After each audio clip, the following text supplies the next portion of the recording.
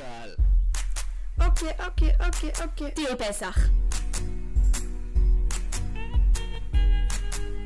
שבט אפיק בטיול פסח 2017. היי, אף פעם לא ראיתי עוד טיול כזה. פסח הגיע ואני כבר מחכה. ומצב אני מפספס שום פעולה, כי כבר נרשמתי ואיתי כל האחווה.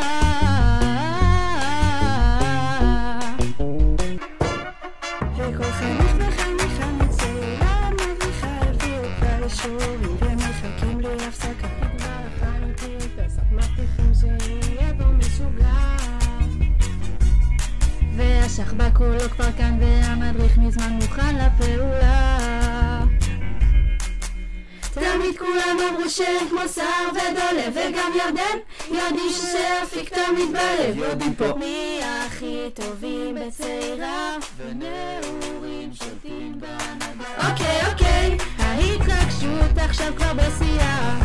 הרסתי תיק עוד מלפני שנה, וטיול פסח כבר כאן, וכל מה שנשאר לי זה רק לבוא מוכן.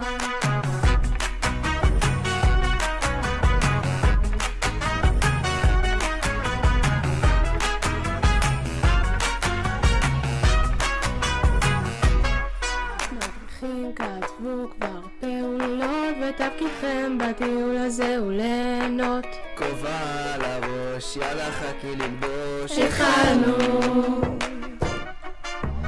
גם אם תגידו שיהיה לי קצת חם, אני אשתה עוד שלוק של מים כי אני לא נרדם. שבט אפיק בשבילי זה כמו משפחה, וצובעים בסגול את הדאגה.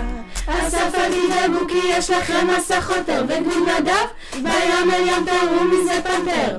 גדוד ברק תצעקו חזק, לאתגר יוצאים פה בענק.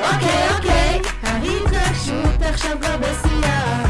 הרסתי תיק עוד מלפני שנה, וטיול פסח כבר כאן, וכל מה